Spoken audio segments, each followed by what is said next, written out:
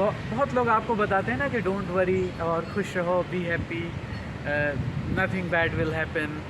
लेकिन बाउंसर होता है ना, लोगों को लगता है जब हमसे कोई ऐसा कहता है तो हमें लगता है अरे आपको क्या पता, हम समझते हैं। और कई बार हम अपनी थिंकिंग की वजह से जो चैलेंजेस फेस कर रहे होते हैं ना इंटरनली, जो एग्जिस्ट करने वाले नहीं हैं, जो होने वाले नहीं हैं, वो अपनी थिंकिंग की वजह से होते हैं। तो वही कुछ चीज़ें शेयर करना चाहता हूँ, कुछ फ़नी है लेकिन इम्पॉर्टेंट है। जब मैं 12 साल का था तो मेरी हाइट 4 फुट समथिंग थी, 4 फीट समथिंग। तो मुझे लगता था कि जब मैं 24 ईयर्स का हो जाऊंगा ना तो 8 फीट समथिंग हो जाएगी। तो मुझे अपने घर के दरवाजे जो दिखते थे, मुझे लगता था कि तो बहुत छोटे पड़ जाएंगे। और फिर मैं अपने फादर की हाइट देखता था, तो मुझसे तो मतलब बड़े थे। मैंने कहा इनकी हाइट तो 8 फुट से भी कम है। और मैं सारे लोगों की हाइट देखता था तो मुझे लगता था कोई भी 8 फीट का नहीं है उस एरिया में। मुझे लगा कि यार ये तो मतलब ये तो बहुत छोटे रहे होंगे, जब ये मेरी उम्र के रहे होंगे तो 1 आध फीट के रहे होंगे या 1.5 फीट के रहे होंगे। फिर मुझे लगा जब मैं 48 ईयर्स का हो जाऊंगा ना तो मेरी हाइट जो है ना 16 फीट की हो जाएगी, क्योंकि मैं 12 साल की उम्र में 4 फीट के आसपास हूँ, 24 में 8 फीट, 48 में 16 फीट। तो मुझे लगा ओ माय गॉड, मतलब सारे घर के दरवाजे इतने छोटे पड़ जाएंगे, मुझे तो बड़ा झुक के निकलना पड़ेगा। और मुझे तो ऐसा घर चाहिए होगा जिसकी हाइट कम से कम 30-40 फीट ऊंची हो। और मुझे अपनी थिंकिंग सही लगती थी, और उस थिंकिंग में ही मैं अपने आप को सुपीरियर भी फील करता था कि यार मेरी हाइट तो मतलब बेस्ट है। और टेंशन भी होती थी कि यार मेरी हाइट के चक्कर में सबके घर के दरवाज़ों की हाइट इतनी थोड़ी चेंज कर सकते हैं। ऐसे ही कई बार हम अपनी थिंकिंग की वजह से ना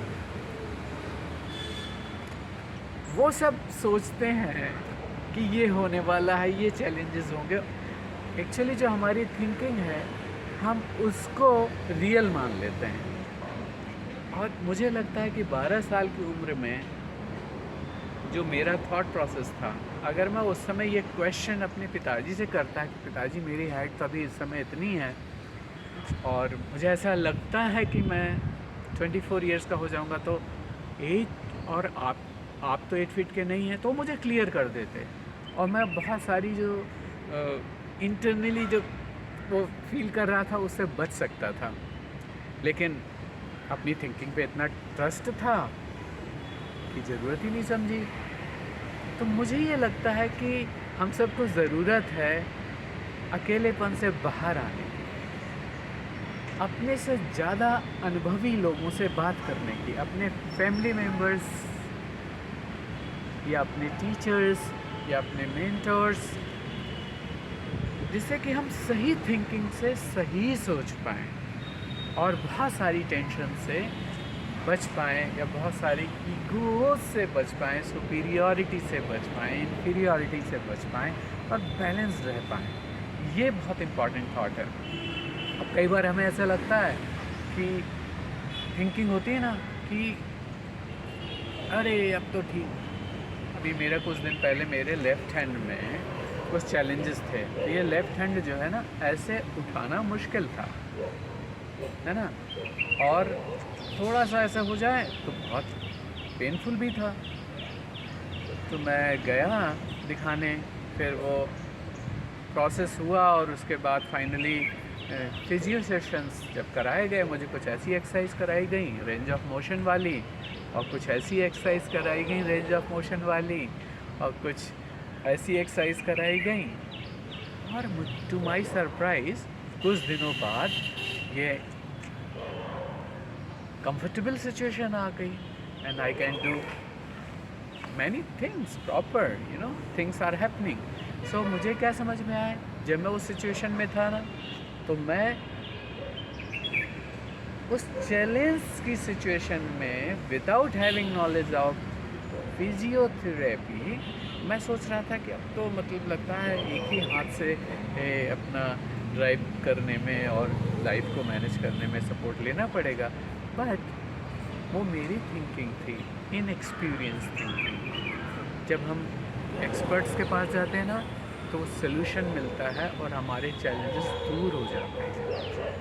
अब ऐसे ही हमारे पास बहुत सारी थिंकिंग होती है कि हमसे ये काम नहीं होगा या हमसे नहीं ये काम होगा, क्योंकि हमने किया नहीं है ना, तो नेचुरल है कि हमसे ये काम नहीं होगा।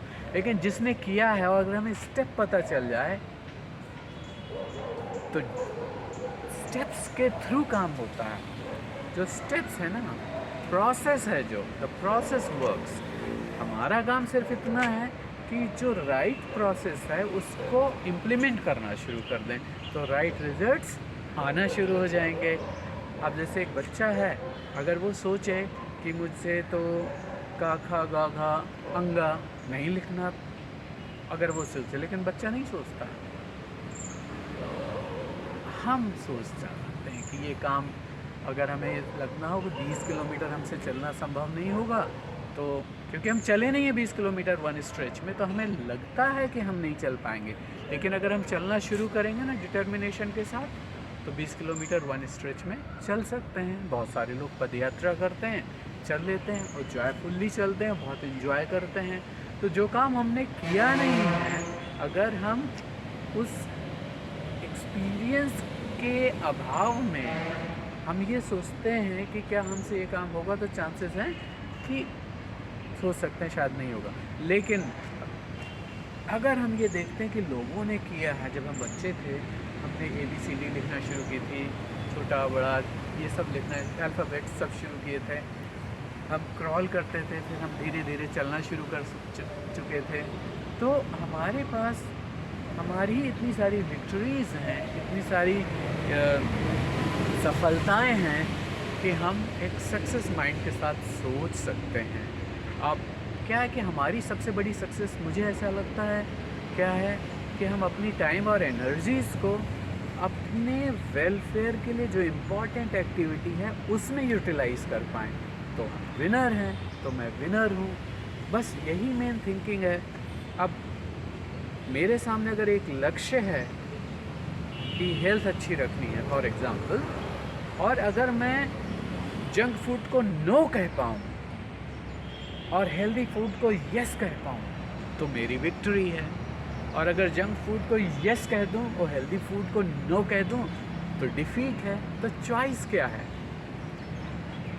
एक विक्टर की तरह, एक विनर की तरह अगर सोचना है, तो वाकई हम हेल्दी फूड को यस कहेंगे और जंक फूड को नो कहेंगे। ऐसे ही अगर मुझे ठीक से सोना है, जिससे कि मैं सुबह उठ कर के फ्रेश एनर्जी लेवल के साथ सारे दिन भर अपने लाइफ को एंजॉय करते हुए अपनी ड्यूटीज़ पूरी कर सकूं, लोगों के साथ मिलजुल सकूं, तो मुझे रात में सोशल मीडिया के एक्सप्लोरेशन को एंड जो भी है टेलीविजन्स हैं, जो भी स्लीप के अगेंस्ट हैं, उन्हें नो कहना मेरी विक्ट्री है। और जो स्लीप में सपोर्टिव हैं उन्हें यस कहना मेरी विनर है। जो स्लीप, वो अगर मैं बैडमिंटन खेलता हूँ इवनिंग में, तो नींद बहुत अच्छी आती है। जिम करता हूँ अराउंड 8 o'clock एंड उसके बाद 11 o'clock नींद बहुत अच्छी आ जाती है और स्ट्रेच में आती है। तो विक्टर बनना है, विनर बनना है अगर, तो हमें सही स्टेप को, मुझे लगता है कि मुझे सही स्टेप को यस कहना आना चाहिए और रॉन्ग स्टेप को बोल्डली नो कहना आना चाहिए। यही विक्ट्री का, यही लाइफ स्टाइल का एक अंदाज है मेरी समझ में। आपकी समझ में कुछ और भी होगा, लेकिन बस हैप्पी रहें, हेल्दी रहें